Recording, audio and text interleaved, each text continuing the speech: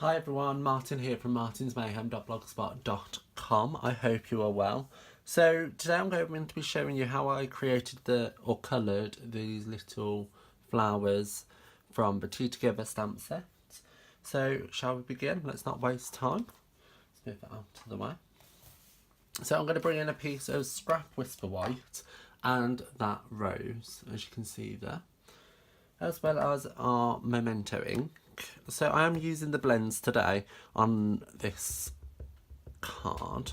However, it will equally look pretty by using watercolour, or there's so many other techniques that you could use that would work so well.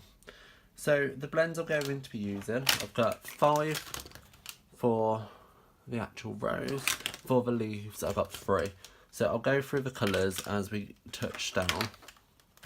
So what I did want to do is I wanted to create a pinkier tone to the rose. So I'm using dark petal pink and I'm just going to lay that down on the main body of the rose. Now this will become completely invisible afterwards because it's all going to be covered by the reds. Well, the real red and the cherry cobblers, but because we have this as a base, it gives it a really cute pinky undertone, which I'm not sure if you can see here. So then we're going to go into each section, going light to dark. Let me just get these lined up. So I've got light real red, dark real red. I have light cherry cobbler and dark cherry cobbler. So starting off with the lightest, I'm just going to go in, and this middle part, I'm going to do it as one whole piece, like so. Then go darker, so then I'm just going to work at the dark areas, leaving a little bit of the pink. So quickly blend that out. So with the alcohol markers, the best bit about them is that they don't take a lot of work, because it just, once you add a layer, it's just going to bleed out into the next. So just do dark one just to blend that line. And as there's another line, just blend that out. Then go dark. So, and I'm just going to add little dots of darkness around it just to add tone. Then just blend that out with the lightest colour, like so. So as you can see, the colour is bleeding out slightly, which I'm not concerning myself with because I'm starting from the middle working out, so I know everywhere that's going to bleed out is going to be the darkest colour, so any additional colour we're adding to it is only beneficial. Let's open that one. So one tip that I do like to do is I keep them in order so I can pick them up and go, so they are in order. That's fine. And turn them on the side like so. So then I'm just going to pick off the next one, add the light real red, go dark, then go light cherry cobbler. So this time I'm just going to leave it before blending it because it's such a larger space. I'm just going to do a teeny tiny bit of a dark cherry cobbler and then lay that down and blend that out using the lightest colour, as you can see, and it creates such a cute gradient. Is that better? It's super pretty and super easy to do, breaking my own rule. And then just moving on to the next leaf.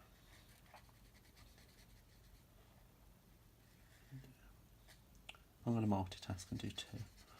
One up. And then the next colour up. So you might be wondering how I know where to put the colour.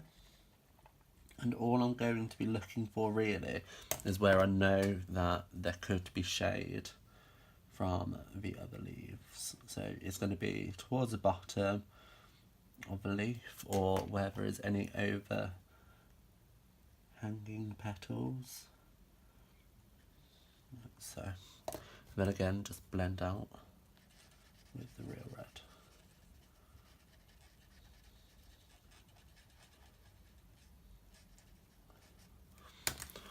And move on to the next leaf.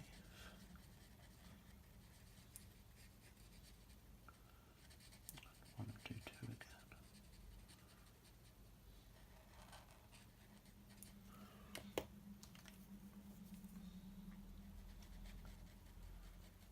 So you can see from putting that pink down first, the petal pink, it gives the red a much pinkier tone to it, as you can see in comparison. And we're on this one. Oh, just threw my markers everywhere. Oh, my apologies. So quickly just add that in. And then the darkest one. Like so. And then just blend that out.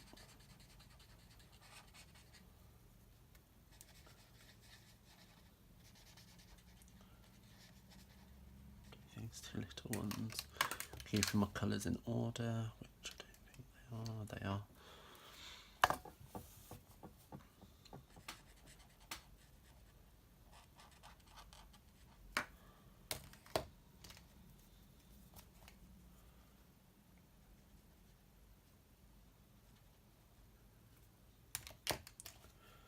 And just this one at the bottom, around this bit.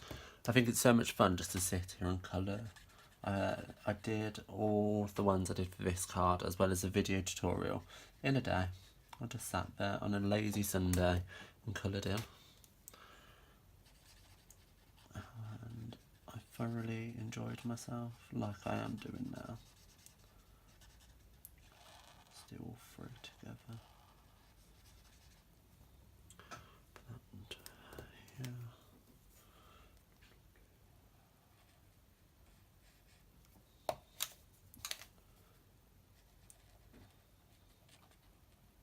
The issue with multitasking is you tend to forget that you are doing multiple leaves, and then you leave some by accident.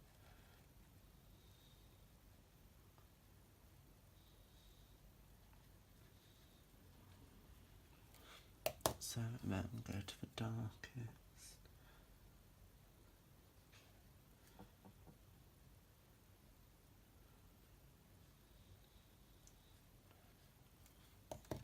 And just blend all that colour together with the pink. And there you have the rose. Super quick and easy. Well, I say quick, I've been doing this video for 8 minutes so far, but it's worth it.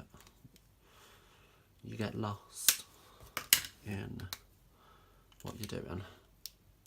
So for the leaves, I am again using 3 colours. I have light old olive, light mossy meadow. I picked up old olive instead. So dark, light mossy meadow and dark mossy meadow. So again, the green is just going to be used as a base and as our final kind of blending colour. So let's lay that down. Like so. And then using the light mossy meadow, just going to go in and just create some shape. So follow the natural curves of the leaves in the middle. If it bumps out, bump out with it. And then using the dark mossy meadow, I'm just going to do a little line like so. And the reason for that is I find the dark overtakes the other colours a lot, and I don't want that to happen.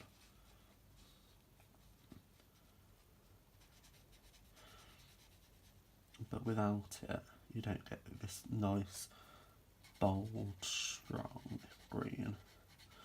That just works so well with the real red and cherry cobbler. So that's basically it.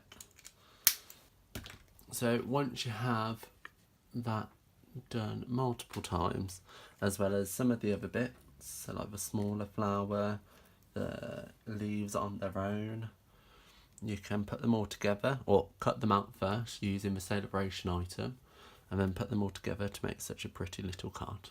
I will see you around. Bye guys.